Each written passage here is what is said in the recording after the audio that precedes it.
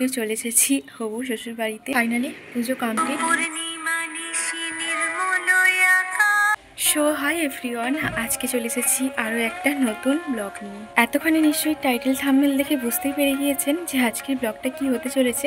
আশা করি খুব ভালো লাগবে আপনাদের। দিনটা রাস পূর্ণিমা, ঠিক করেছি ছোট্ট করে একটা আয়োজন করব, আর আপনাদের সাথে সেই আয়োজনটা শেয়ারও করব। সত্যি কথা বলতে গেলে আমি এসব দিক থেকে একেবারেই নতুন, সেই রকমভাবে কোনো অভিজ্ঞতা নেই। যদি কোনো ভুল হয় আপনারা অবশ্যই ধরিয়ে দেবেন। যে রুমটা ভীষণভাবে অগোছালো হয়েছিল, একটু একটু করে গুছিয়ে তুলছি, অনেকটাই গুছিয়ে নিয়েছি, কারণ এত বাসন কুসন পড়েছিল। আর মায়ের ভোগ রান্না করতে গেলে তো অবশ্যই সেটাকে পুরোটা মুছে পরিষ্কার করে, এমনকি গ্যাসগুলো একটুখানি পরিষ্কার করে করতে হবে। সে কারণে মোটামুটি ওই দিকটা একটুখানি করে নিয়েছি। যেটুকু বাকি আছে চলুন গিয়ে দেখি। এটার মধ্যে আমার মশলার কৌটো থাকে, সে কারণে এটা আমি আজকে অন্যান্য দিন মুছে নিই, বাট আজকে আমি ধুয়ে নিয়েছি সার্ফ জল করে। এটা আমি এখানে এখন রেখে এই মশলার কৌটোগুলো ভালো করে গুছিয়ে রাখবো।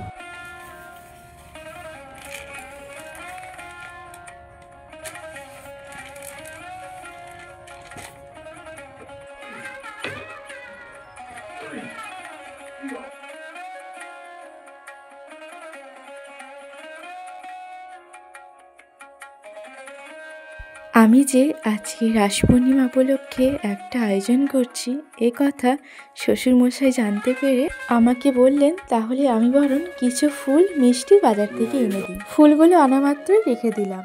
আর্টিফিশিয়াল ট্রিগুলো এইভাবে রাখি যাতে দেখতে একটুখানি আরও ভালো লাগে, মানে এখানকার শোভাটা যাতে আরও বৃদ্ধি পায়। খুব ভালো লাগে দেখতে। ইচ্ছা আছে আরও অনেক সুন্দর সুন্দর কালেকশান এখানে অ্যাড করার পরে। এইভাবে রাখি। এখানে একটা জলের মধ্যে রয়েছে, এখানে জল রয়েছে একটা। রান্নাঘরের এই পোর্শনটা মোটামুটি গোছানো কমপ্লিট, দিককার পোর্শনটা মোটামুটি গোছানো কমপ্লিট, বাট এখানে এখনও না গ্যাসের এখানটা পরিষ্কার করার পালা। গ্যাসটা সুন্দর করে টিস্যু দিয়ে মুছে নিলেও, তবে এগুলো কিন্তু ধুয়ে নেব। তাহলে আমি এবার একটা টিস্যুর সাহায্যে খুব ভালো মতন করে এগুলো পরিষ্কার করে নিই।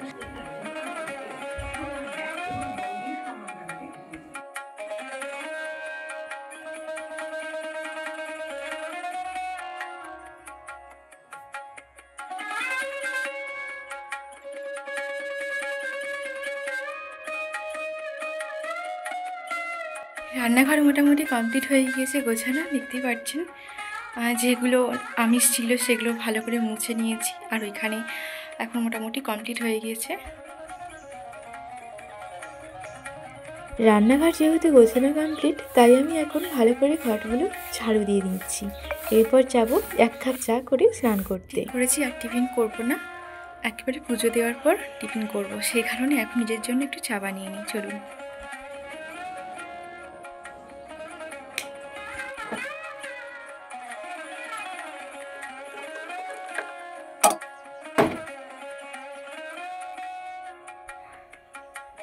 আজকে আমি টিফিনের জায়গায় চা খেয়ে পেট ভরাবো।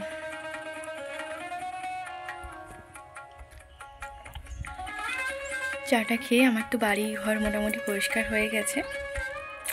এরপর আমি স্নানটা সেরে আসবো, তারপর পুজোর সমস্ত কিছু ভোগের আয়োজন করব।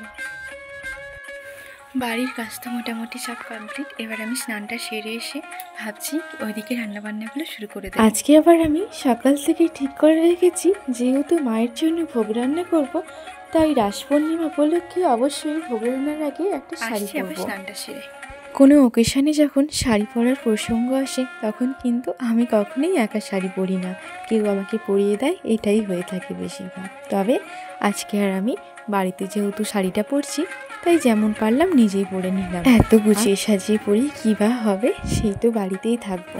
এই তো আপনাদের সাথে দিব্যি গল্প করতে করতে মোটামুটিভাবে আমি শাড়িটা পরে নিলাম। তবে ঘড়িতে কিন্তু অনেকটাই বেজে গিয়েছে, প্রায় 10:30 মতো। আমি এখানে রান্নাবান্না করার জন্য এখন প্রস্তুতি। ভোগের জন্য তো 5 রকম ভাজা করতেই হয়, তার জন্য নিয়েছি ফুলকপি, বেগুন, পটল, আলু আর শিম। এগুলিকে এখন খুব ভালো মতো করে কেটে নেব।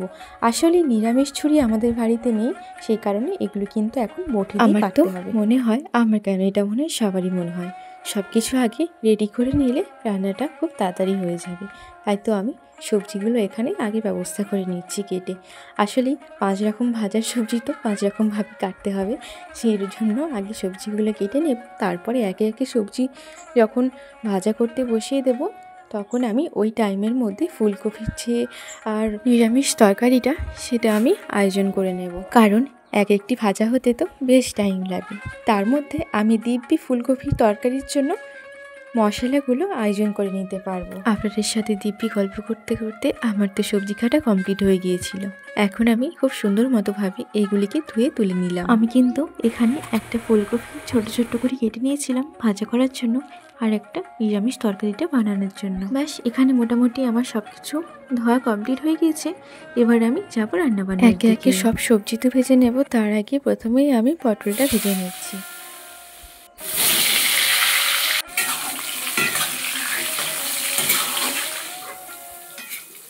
আমি তো এখন একে একে এইভাবেই সমস্ত ভাজাগুলো কমপ্লিট করে নিয়েছি। পটল ভাজা দেখলেনি কমপ্লিট হয়ে গিয়েছে। এবারে দিয়ে দিলাম কড়াইয়ের মধ্যে নুন হলুদ মাখিয়ে রাখা বেগুনটা।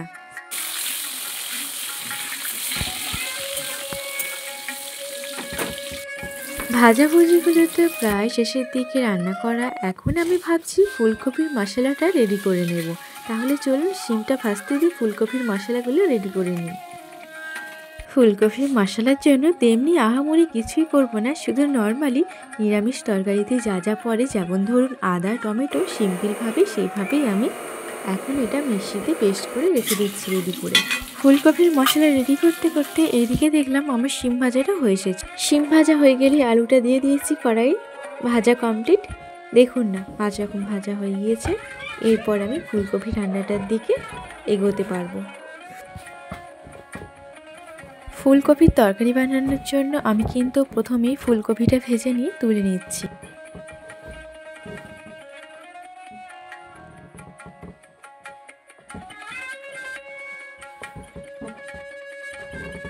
এবারে তো ওই ফুলকপির তেলেতেই খুব ভালো মতন করে ফুলকপিতে দেওয়ার যে আলুগুলো কেটে রেখেছিলাম সেগুলো ভেজে নিচ্ছি।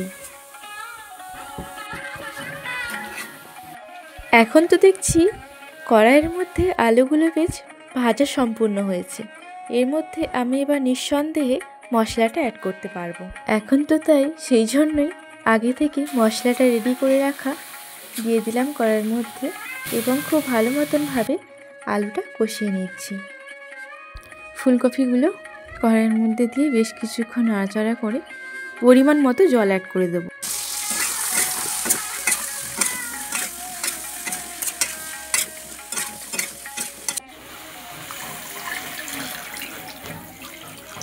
ব্যাস এদিকে তো আমার প্রায় রান্নাবান্না শেষের দিকে। এবার একটুখানি রান্নাঘরটা গুছিয়ে নিয়ে টেবিলটা, এরপর আমি ভাবছি লুচির ময়দাটা মেখে রাখবো, তারপর যাব ঠাকুরের ওখানটা ভালো মতন করে পরিষ্কার করে নেওয়ার জন্য। ওহো, দেখেছেন কীরকম ভুল হয়ে গিয়েছে। মাঝখান থেকে ঠাকুরের জন্য যে সিমুইয়ের পায়েসটা বানাবো বলেছিলাম সেটাই দেখাতে ভুলে গিয়েছি। হ্যাঁ, এবারে বলা যেতে পারে ঠাকুরের ভোগ রান্নাটা প্রায় সম্পূর্ণের দিকে। আমি দুই দিকে দুটো বসিয়ে দিলাম, ওইদিকে তরকারিটা ফুটে ফুটে হয়ে যাবে আর এইদিকে সিমুইয়ের পায়েসটা হয়ে যাক, ততক্ষণেই আমি ভোগের লুচির জন্য ময়দাটা মেখে নিচ্ছি। ভাবছি একেবারে এদিকটা সম্পূর্ণ করেই ঠাকুরের ওই দিকে যাব, না হলে আবার দেখবো যে খুব অসুবিধা হবে। আমি তো ময়দাটা নেচি কেটে নিয়েছি। এরপর কড়াইটা বসিয়ে দিয়ে তার মধ্যে তেলটা গরম করতে দিয়ে দিলাম। একে একে লুচিগুলো বেলে ভেজে নিই। এখন অনেক কষ্টে কিছুটা লুচি বেলা শিখেছি, তবু পাকাপোক্ত না বলতে পারেন, ভীষণ কাঁচা, একদম পাকে বলে ভারতের একটা ম্যাপ তৈরি হয়ে যেত। এখন মোটামুটি হয়, আবার এদিকে দেখি লুচি ফুলতেই চায় না। মানে এক কথায় বলতে পারেন আমি এখনো বেশ কাঁচা রাঁধুনি রয়েছি। এখানে আমি মায়ের ভোগের জন্য বেশ কয়েকটা লুচি ভেজে তুলে নিলাম। মায়ের ভোগ তো মোটামুটি রেডি, তবে এখন সাজাবো না, আগে ওইদিকে ফলগুলো রেডি করে নিই কেটে, তারপর আমি না হয় মায়ের ভোগটা সাজিয়ে একেবারে নিবেদন করব। এখানে ফলের মধ্যে রয়েছে শসা, আপেল, কলা। কলা তো মা লক্ষ্মীকে দেওয়া যায় না, মা লক্ষ্মীকে দেবো না, তবে ছোট সিংহাসনের ঠাকুরদের কলা দিতেই পারি, সেই জন্যে কলাটা আনা। শসা আর লেবু, এবার এই 4টি ফলই কেটে নেব এখন আপাতত। চলুন তাহলে, ফলগুলো ধোয়া হয়ে গেছে মোটামুটি। এই যে ফলগুলো এখন কাটতে বসে গিয়েছি। তবে যাই বলেন, শাড়ি পরা একেবারে অনভ্যেস, শাড়ি পরতেই পারি না একদম। আজকে তো প্রথমবার বোধ হয় আমি এতটা টাইম শাড়ি পরে রয়েছি। এর আগে কোনোদিনই আমি শাড়ি পরে তো কোনো কাজই করিনি, কিন্তু আপনারা হয়তো লক্ষ্য করলে অনেকেই বুঝতে পারবেন এবং এমনকি অনেকেই জানেন যে পুজোর যে কাজগুলো সেগুলো কিন্তু শাড়ি পরে করলে বেশ দেখতে ভালো লাগে। অ্যাকচুয়ালি আমার যেহেতু ফার্স্ট টাইম ভোগ বানানো, আমার সেই ভালো লাগা থেকেই করা শাড়ি পরে। বাট একটুখানি কষ্ট হচ্ছে সত্যি কথা বলতে গেলে, একটু গরমও তো রয়েছে, শাড়ি পরে শুধু জড়িয়ে যাচ্ছি যাকে বলে। দেখুন না, মোটামুটি এদিকে ফলটা কাটা কমপ্লিট হয়ে গিয়েছে। চলুন এবার ঠাকুরকে খুব ভালো মতন করে ফুল দিয়ে সাজিয়ে নেব। আমি এখন প্যাকেট থেকে ফুলগুলো বার করে নিলাম। আজকে কি কাণ্ড হয়েছে জানেন, একটা মালা বেশি আনা হয়েছিল। এর আগে আমি কোনোদিনই মা লক্ষ্মীর বাহনকে মালা দিইনি, তবে ফুল দিয়েছি। আজকে কি করেছি, ওই মালাটা মা লক্ষ্মীর বাহনকে দিয়ে দিয়েছি। দেখতে কি দারুণ কিউট লাগছে না? মোটামুটি আমার এদিকে ঠাকুরকে ফুল দিয়ে সাজানো কমপ্লিট, সিংহাসনটাও সাজিয়ে নিয়েছি।